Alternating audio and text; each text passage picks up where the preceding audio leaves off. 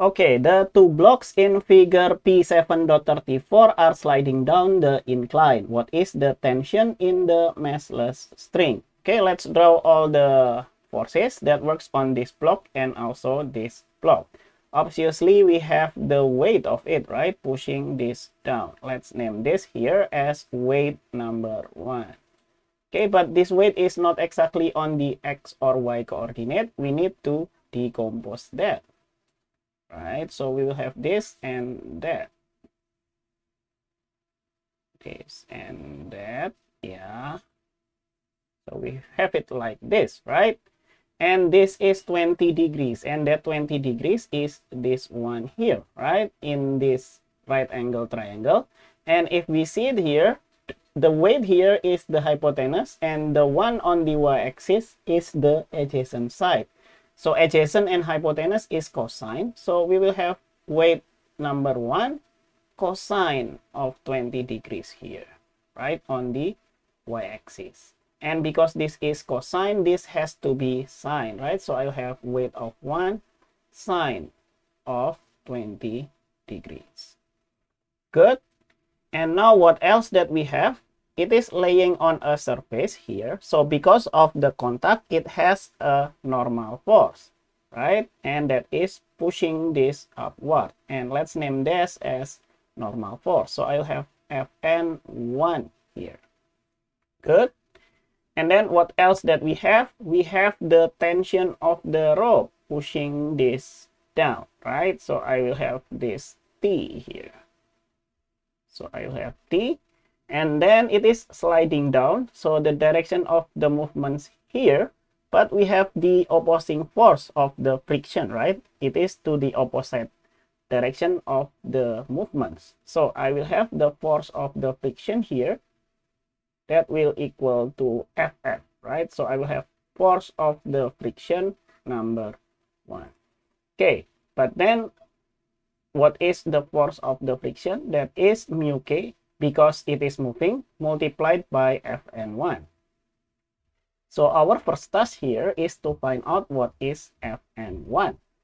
Okay, now let's use Newton's second law in this y-axis here. So I'll have sigma F on the y-axis, and that will equal to the mass times acceleration also on the y-axis. However, the movements here is following the x-axis, and we don't have any on the y-axis. So here we have it as 0, right? And then we will have Fn1 here, Fn1 as the positive forces, and then the weight on the y-axis here pushing this down. So I'll have weight of 1 cosine of 20 degrees, and that will equal to 0. Or we can isolate that for Fn1. So I'll have weight of 1 cosine of 20 degrees, but weight of 1 here is m1 multiplied by g cosine of 20 degrees.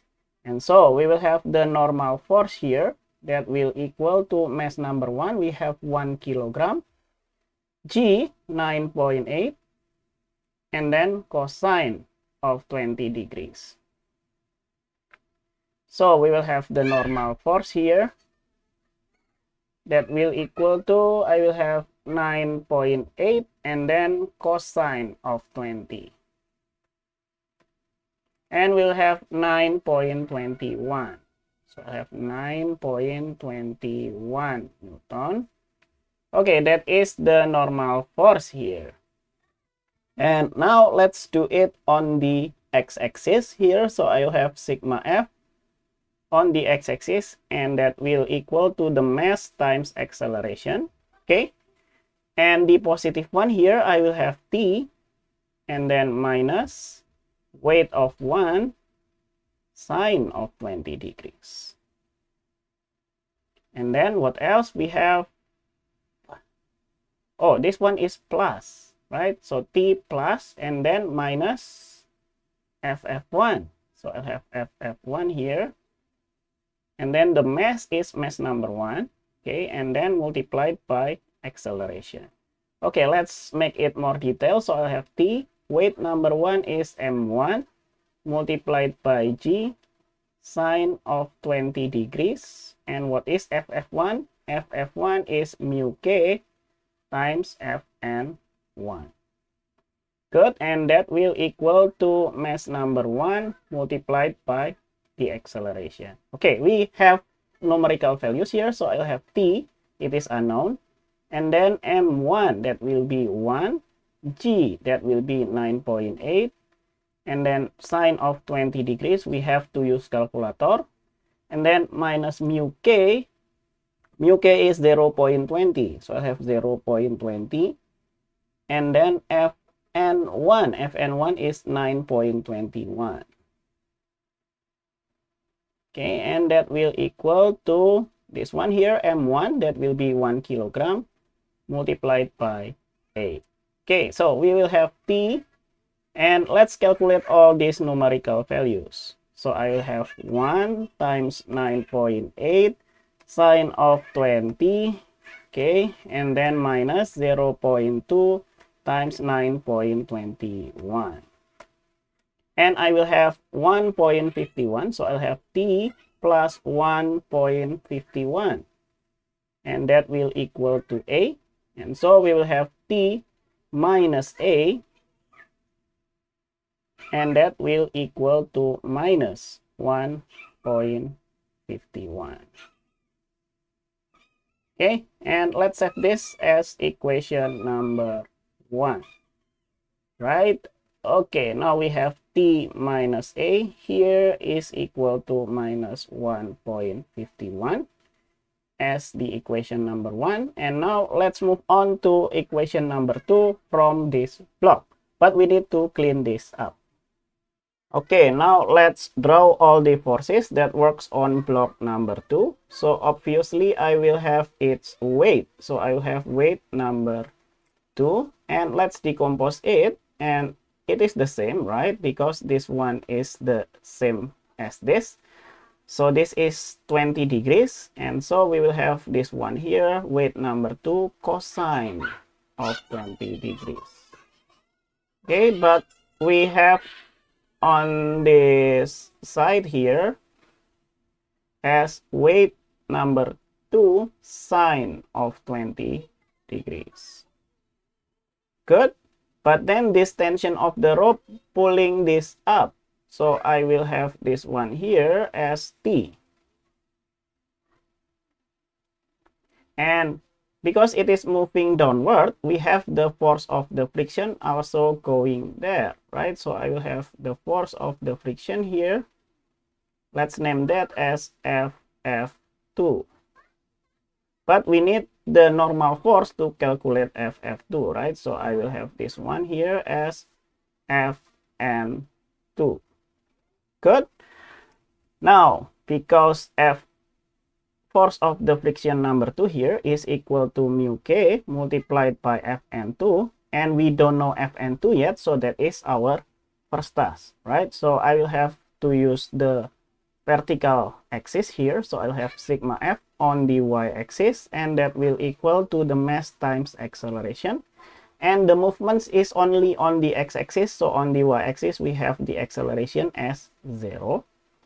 Good. And the positive force here as is Fn2, so I'll have Fn2 minus weight number 2 cosine of 20 degrees, and that will equal to 0, or we can isolate for Fn2, and that will equal to weight number 2. Weight number 2 is mass number 2 times g cosine 20 degrees. So we'll have Fn2 that will equal to mass number 2, that will be 2 kilogram, g, which is 9.8, and then cosine of 20 degrees. So we will have Fn2 here that will equal to, so we will have 2 times 9.8 cosine of 20. And I will have 18.42.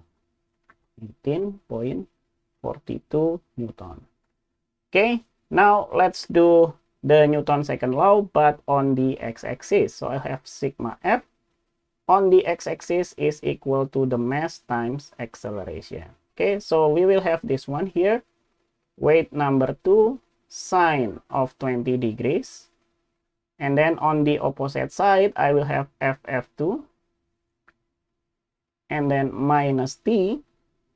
And that will equal to mass number 2 multiplied by the acceleration. Good. And weight number 2 is M2 times G, sine of 20 degrees. And FF2 is mu K Fn2.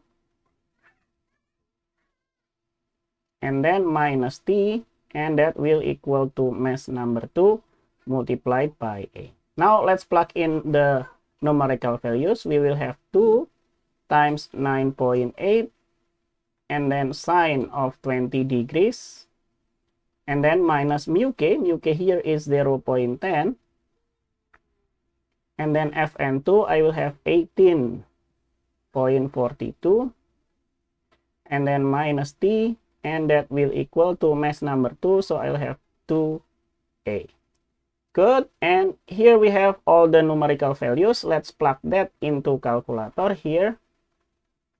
So I'll have 2 times 9.8 sine of 20 degrees. Good. And then minus 0.10 multiplied by 18.42. And I will have 4.86. 4.86 minus T, and that will equal to 2A. Good.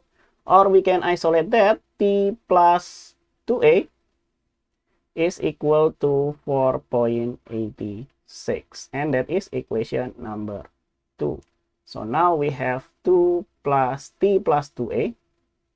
That will equal to 4.86. And this is equation number 2. And now we have two equations with two variables. We should be able to solve this using linear algebra. But the fastest way to solve this is by using calculator, right? So let's set this up. And equation solver is number 5. Two variables is number 1. And we will have this one. Let's plug in the coefficient. The coefficient of T is 1. And then the coefficient of A is minus 1. And then minus 1.51, and then I will have 1, and then 2, and then 4.86. Good. And that will be our T here. T is 0.61. T is 0.61, and the unit here is in Newton, and the acceleration here, that will be 2.12. Okay, 2.12, and the unit here will be meter over square second. And the question is asking us about the tension. So the tension is this one, 0.61 Newton. Okay, I think that's all for this video. Thank you for watching. See you in the next video. Bye bye.